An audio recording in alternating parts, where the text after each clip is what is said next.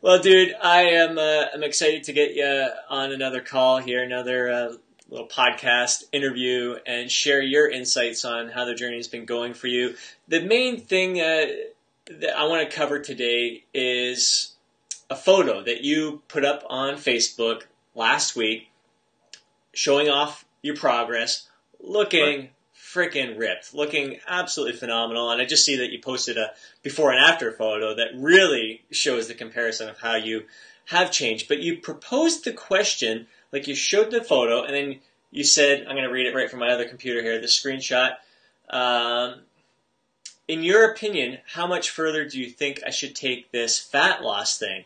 It's very interesting to see and read the responses from people. Some people are like flat out, stop, don't Yeah, do no, it anymore, you're done. And other people are shocked at how little you're eating. Other people are like, just like I was thinking, friggin' awesome. I mean, you'll look fantastic. But my response to you is that, I mean, it really, like, I see where you're going with it, because I'm kind of doing the same thing as well. Each stage of the game, asking people, well, so what do you think? Because I know for myself, there's people where even when I'm really freaking lean, some people still think I'm fat, and even when I'm carrying excess fat, some people say, "Damn, I wish I looked like you. You don't need to lose anymore," even though I'm not comfortable at that weight. So everyone's got their own perspectives and views, and I do find it interesting to see where other people hold their standards. I guess you.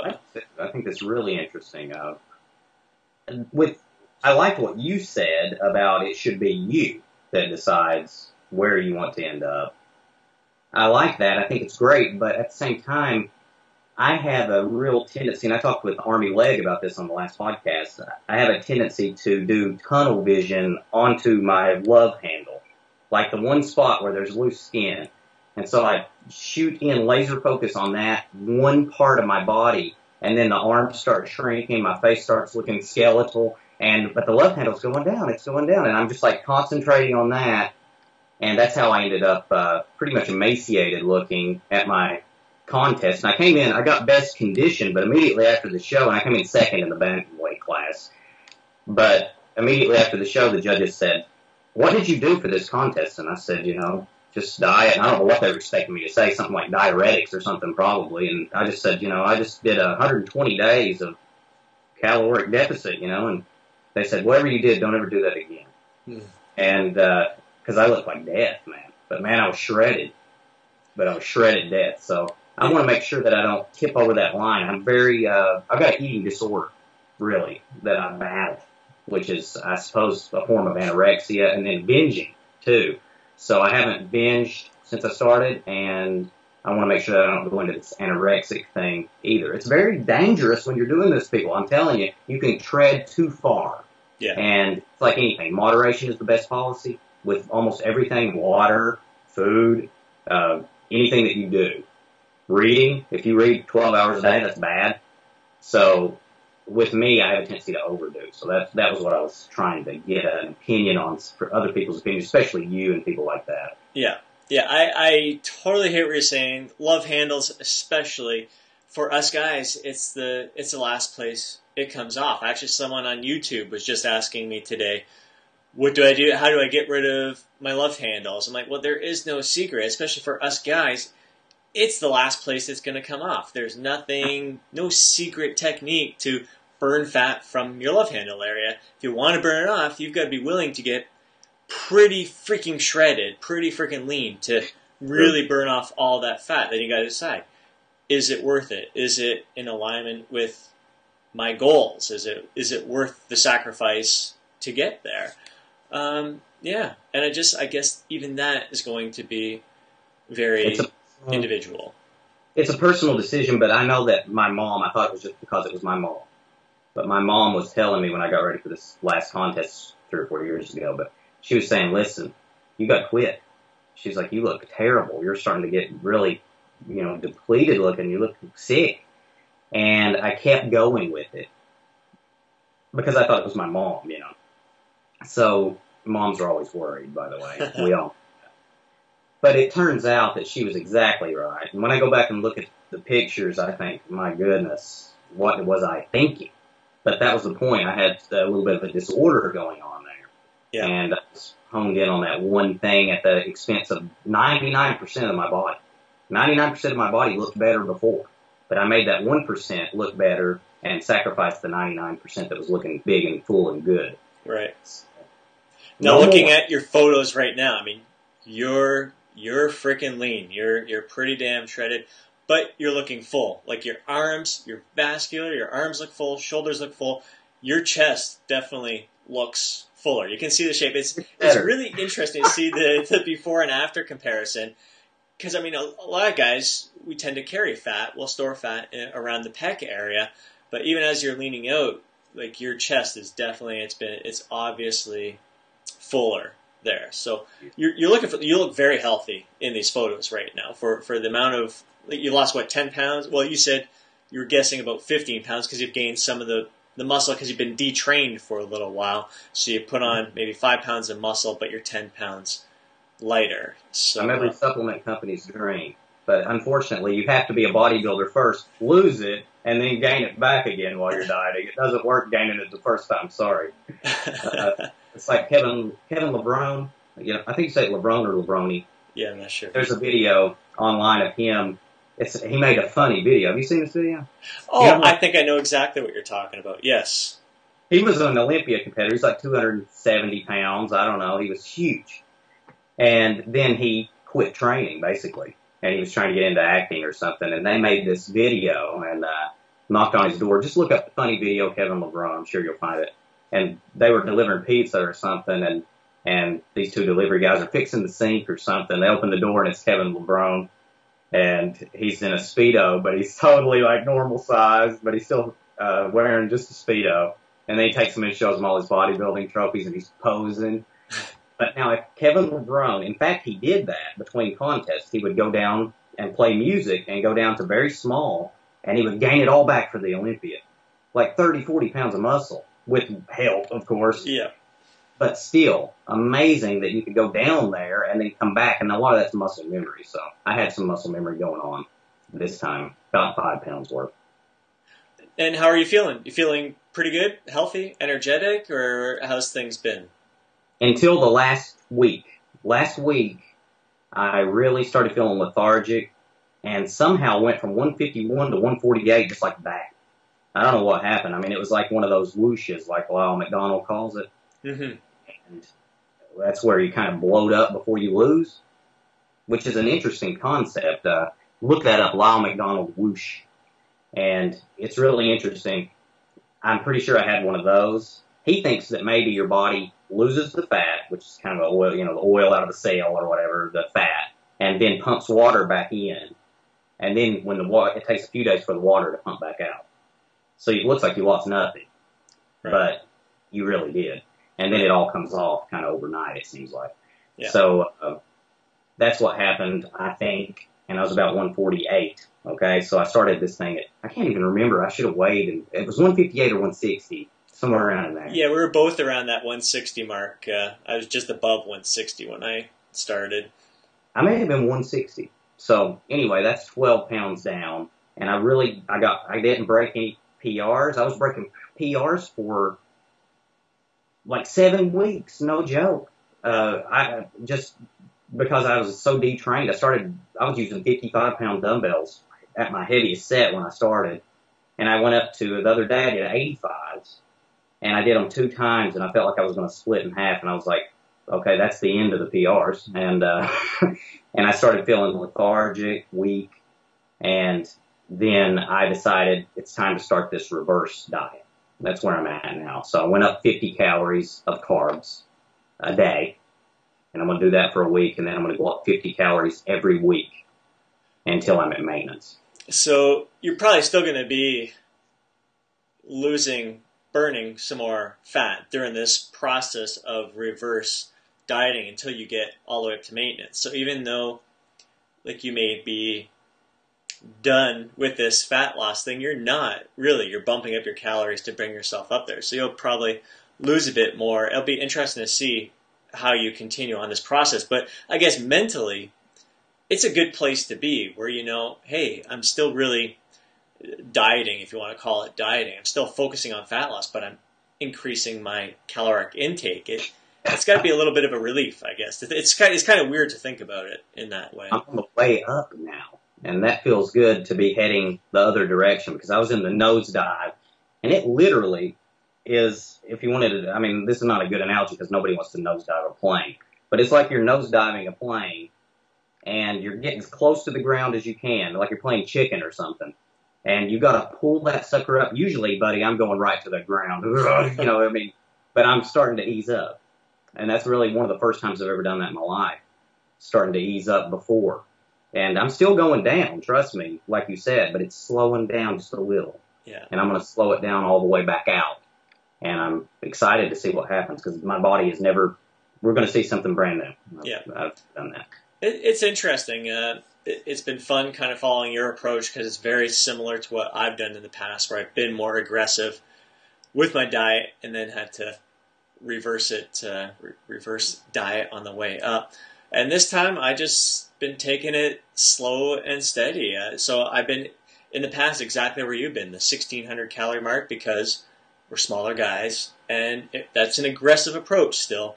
But it was doable. It was manageable. It wasn't easy, but I could do it. This time around I've been sticking around 2,000 calories and really, really enjoying the process a heck of a lot more. It's been a slower process, but it's been a little bit more of an enjoyable process for me this time. And even though I'm at 2,000 calories and it's not as aggressive, there's still days where I'll bump it up to maintenance around 2,600 calories. Sometimes a little bit more, but then taper back down. And sometimes I'm just a little below 2,000 calories too. If I'm just not hungry, I'm not going to eat 2,000 calories just because I say to myself, I got to eat 2,000 calories. I'm not hungry today. I'm just not going to eat that much. So I've been listening to my body a lot and taking a much less aggressive approach. And I feel really good about it. To me, I don't feel like I'm dieting. But I'm at the point where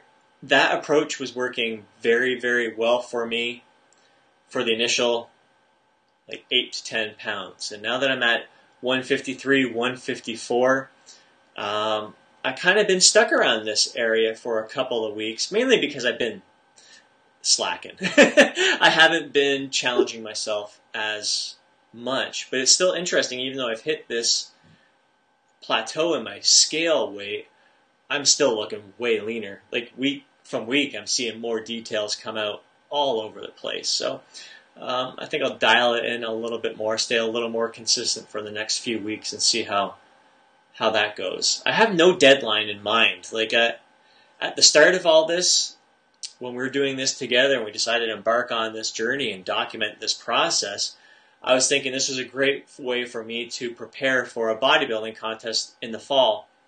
Mm-hmm. And I'm starting to lose my enthusiasm for competing. It doesn't have the same kind of appeal to me as it did earlier at the beginning of this journey. I couldn't wait to step on stage. But now I see I'm 153, 154, and I still have a little ways to go, a few more pounds. I'm thinking 3 more pounds to be shredded. Mm-hmm.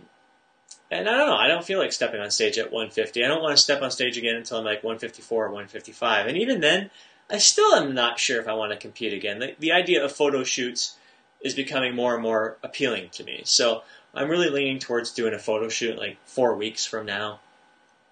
And the reason I want to do the photo shoot is because I know I'm going to be pretty freaking ripped, shredded. And I want to compare. I want to do comparisons of the past photo shoots that I've done. Because I have 3 other photo shoots where I've compared the exact same bicep curl and side poses. And I know that for the first photo shoot, I was below 140. The second photo shoot was low 140s. Third photo shoot, 145. And you could see the visual changes, the visual progress as that weight went up. And this time I'm guessing I'm going to be around 150. And so that'll be 5 more pounds from my previous photo shoot. I'm really excited to see how my body looks in those same poses to see that visual comparison. So I think that's the one thing that's driving me to push it just a little bit further than where I'm at right now, because right now I'm like super confident, super comfortable, super proud. I feel friggin' amazing. I don't know if this is my ideal. I think my ideal is probably like 1 pound lighter, just a little less fat. And I could live with that like the rest of my life and be really happy at that and not feel like I have to really restrict myself to maintain that physique. I can maintain this for the rest of my life. Easy, no problem. I'm really comfortable with where I'm at. But I still have a little bit of me that wants to push it a little bit farther for that photo shoot just to see the visual comparison. And then I'll bump it up a little bit. I won't stay photo shoot ready ripped, but I'm only going to be like 1 or 2 pounds difference from where I am photo shoot lean. So that kind of excites me. I think it's good to have a goal. I mean, of course, it's going to be good for you to have a goal, but at the same time, there is a point where you've got to have a maintainable physique, a physique that you're going to be able to maintain. I feel like this body fat level is maintainable for me, and I really do feel that way, but I feel like right now I'm still at this body fat level in a depleted state. And so until I get back to maintenance, you're not really going to see what I have. My chest in particular is a lot flatter than it will be whenever I'm carved up. Right. Because even on Saturday when I have that 2,500 calorie day, by the afternoon I'm looking a lot different, but then I just cut it off. And so slowly doing this, I'm going to keep that refeed in there for a while, maybe until I hit maintenance calories, because I just feel like once a week it's fine. I was going to scoot them closer together, and I did for a minute. I scooted them together for about 2 weeks, about 5 days apart for a refeed, but I think now just keep it at a week and add that 50 calories a week till I get to 2,000 is what it was taking to maintain my untrained but lean physique. You've seen my untrained but fat physique. Right. But a year before, I was moderately trained, lean but small, and I was eating 2,000 calories to maintain that. So I'm thinking maybe 2,200 I'll get to eat this time around for maintenance. But still, that's nothing. You're losing fat on 2,000. So that shows the difference between people. Yeah, that's really interesting. Even though we're relatively the same weight, yeah, you found like I can maintain my physique, my body fat levels at around 25. Actually, it's a very gray area. Like anywhere between probably 24 and 2,700 calories. I could, even 2,800. I could fluctuate within that because every day I'm not going to eat exactly the same. But as long as I'm within that gray area ballpark, my weight's going to maintain. You've got a good metabolism. We talk about the good and the bad on this thing. You've got a really good metabolism. Like the average American supposedly eats 2,800 calories a day, and you see what the average American looks like. Now that's with no physical activity. Right. But you know what the average American looks like. That's 2,800 calories a day. So if you can eat 2,800 calories a day and stay in really good shape, that's a really top of the echelon metabolism, I think. So you're lucky on that regard. And we know that you have to struggle a little bit to put on muscle, but you've done it. Frank Zane had that. He's my favorite bodybuilder ever.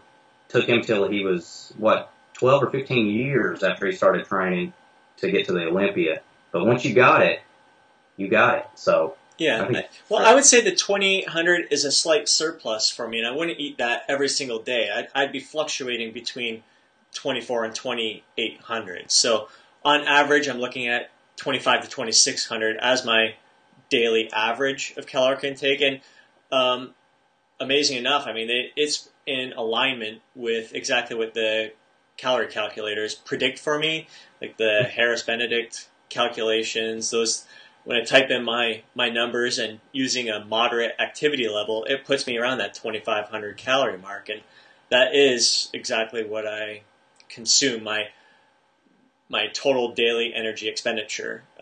It's pretty much spot on. So exactly what the calculators predict for me, which I don't know if it's rare for it to be kind of spot on, but yeah, I find that my body responds very well. I think that with me, what happens is I've got my muscles suck up nutrients very well.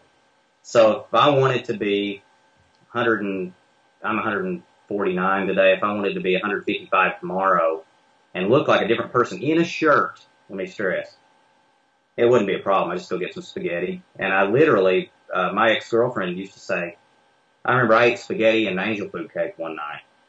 And like an hour later, I came in and she said, my goodness. She said, you're not even the same person. And I had veins everywhere, and I was like, I mean, it was like, it was crazy. But my abs immediately start fading out. And I mean, I have to be really careful when I'm carving up for a bodybuilding show because I spill really bad. My abs will go to crap within 2 hours. So it's good and it's bad. So my muscles get full really easy.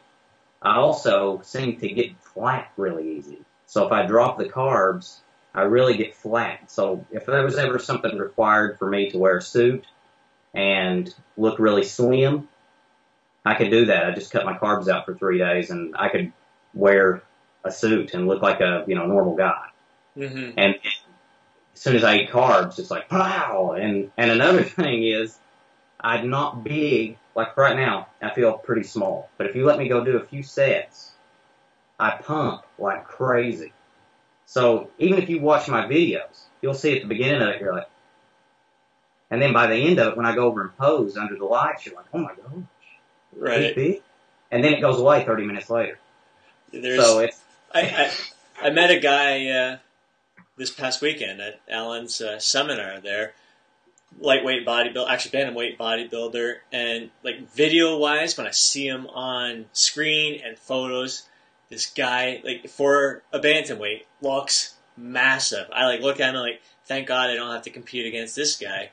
And then I see him in person, I'm like, oh my God, you're tiny. But he's like, man, it's the pump. He just when he pumps up, he really it's unbelievable how his muscles swell out like crazy from that. And then creating that optical illusion with really being able to manipulate his body during the poses. He can really create a big illusion there.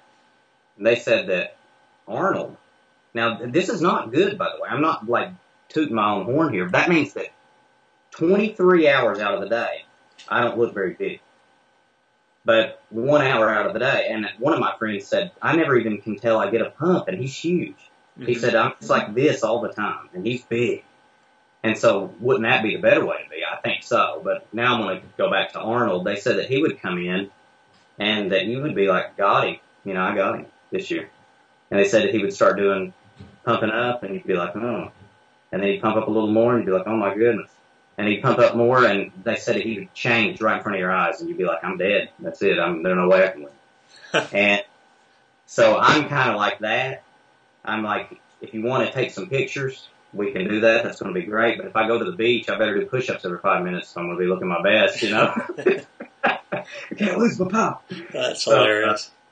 It's weird. It's different people are just different. And that's, you got to take what you got and run with it and do your best with it because nothing's perfect. There's always the positive and the negative, Yeah, I've been feeling pretty good. I haven't really been manipulating my carbs all that much. So it's been nice to kind of see that level, to not have to go through the valleys of, oh man, I'm looking shredded. I'm looking full and great, and then no, spill over, then shredded. It's been just nice and level. I've been really enjoying it this time around. I'm hoping this reverse dieting actually keeps me from the spillage. I'm hoping that my body gets used to the carbs very slowly, and then I'm able to hold the fullness and the cuts. But like I said, I've never done it, so I don't know. You're going to be seeing because I'm going to keep making these videos every week. So now, when you started this journey with me, did you have a goal, a visual goal, any reason for doing this? What was going through your head? It was originally, I watched 300 back when I was chubby. And I thought, that's a good body fat level. We talked about it. I thought, that's good because it's not Stallone. Stallone is like me back when I, would do my bodybuilding contest and you look like you're hollowed out. You look sick, but you're ripped.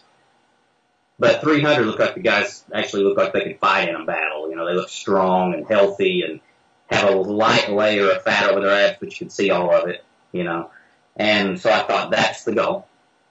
And then this past week, I'm there. I really think that I'm at that level. And I think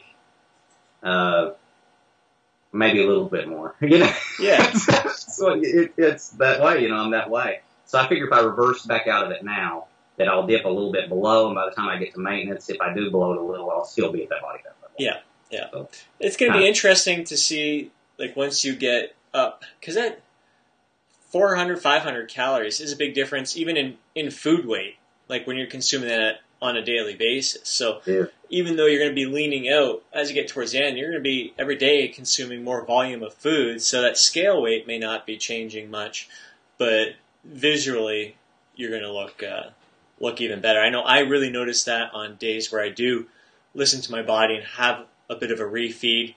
The next day I'm like 1.5 pounds, 2 pounds heavier, and it's all just the extra food weight in my system. Then when I start decreasing the food volume, my weight goes down a bit. So You just need to have habanero sauce. that's a great way to see the scale to go down. We had to start this thing 5 minutes late because of habanero sauce incident. But that's as deep as we're going into that one. Yeah, well, it's very cool. I'm really glad you brought up that discussion on Facebook there and getting other people's insights, inputs, because we all have a different vision of what healthy, lean, athletic, aesthetic looks like. And bottom line, we have to do it for ourselves, but it really is nice to hear the input from other people to make sure that, to reconfirm that, hey, you're on the right track, you're doing the right things. Right. And like I said, I'm doing this fat loss transformation, so go to youtube.com/getcarved, GETCARVED, and you can check out my 9 so far fat loss transformations. How many do you have now, Scott? I don't know. I kind of stopped doing some of the comparisons. I'll record another one this week. I'm not sure how many I've done, but I'll definitely do another video comparison by the end of the week. I was going to do one Friday, but it just got so wrapped up before heading out of town. Well, I was putting up the blogs on the site, and then I just got buried with stuff. Like, I'm doing a podcast here in a minute with somebody else, and so it's tough, man. When you're an entrepreneur, you get buried in all this stuff, and you don't always do the thing exactly you're supposed to do, but you've been putting up videos daily. Yeah. So I'm proud of you. I am. I go over there and watch them when I can, but I don't have time to watch them all. You're making them. Recording them, editing them, publishing them. Yeah, it's been a lot of fun. Loving every second of it, man. It's been a great process. But yeah, so fulldisclosurefitness.com as well. Go check out your podcast, and your videos are up there as well. So Sweet eater. Sorry.